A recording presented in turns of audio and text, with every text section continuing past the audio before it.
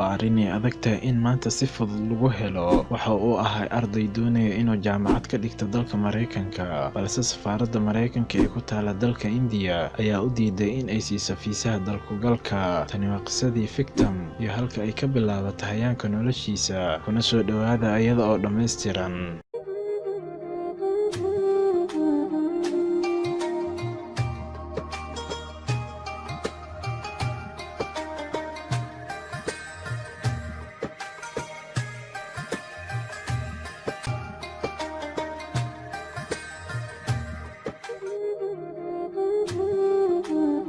waa barnaamij aan kaga hadli doono dadka guulaha ka gaara xagga ganacsiga. Waxaana maanta ku soo qaadan doonaa ninka lagu magacaabo Victim oo ka mid ah dadka waxbarashada u tagay dalka Mareykanka. Waana arrin ay adag tahay maanta in Mareykan lagu arko qof sida Victim oo kale guulahan gaaray, gaar ahaan xilli shuruucda muhaajiriinta ay sii adkaanayso. Sanadkii 1984 oo uu Victim 18 jir ahaa ayuu damcay inuu jaamacad u aado dalka Mareykanka, isaga oo xilligaas ku sugnaa dalkiisa Hindiya. wuxuuna fiisa ka doontay qunsuliyadda Mareykanka ee ku taala Calcutta, balse nasiib darro waa loo diiday fiisihii. Hase yeeshee Victim waxa uu sheegay inuusan ku qancin go'aankaas. Saacado kadibna uu dib ugu laabtay isla qunsuliyaddii, wuxuuna sargaalkii qunsuliyadda u sheegay in uu gaaray go'aan qaldan, isla markaasna aanan ahayn mid cadaalad ah. Intaas markii uu ku yiri kadib, sargaalkii waxa uu ku yiri waan ka helay dhiiranaantaada, waanan ku siiyey fiisaha. Wixii markaas ka dambeeyay, Victim wuxuu bilaabay safarkiisii guusha. Hadda waxa uu madax ka yahay shirkad teknoolojiyadda ah oo lagu magacaabo 8 oo sanad kasta samaysa malaayiin dollar,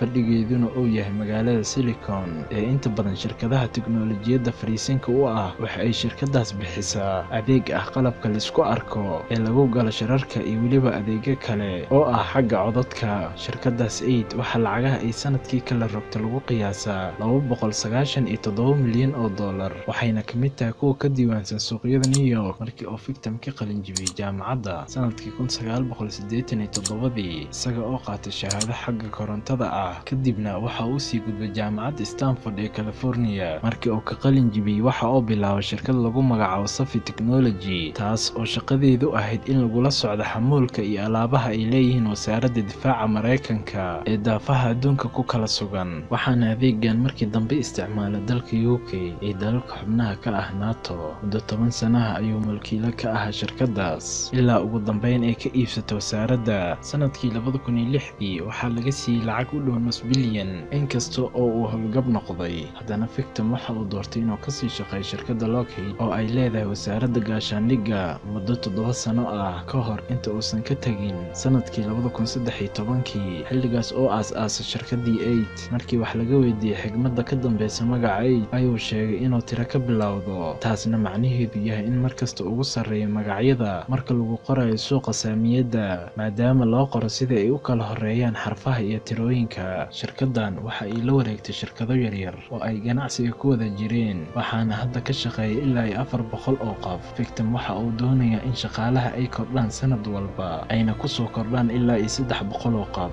Qof kasta oo shaqaalaha ka mid ahna waxa uu shirkadda ku leeyahay saami, xitaa kuwa ugu hooseeya. Waxa uuna Victim qabaa in qof kasta oo dareemo lahaansho dhammaan shaqaalaha cusub waxaa caado u ah in ay hadalka hor jeediyaan guddiga maamulka. Waxaana Victim qabaa intaasi ay dareensiinayso 2 fariimood oo ah in qof kasta aragtidiisa ay muhiim tahay, isla markaasna uu yimid meel uu muhiim ka yahay.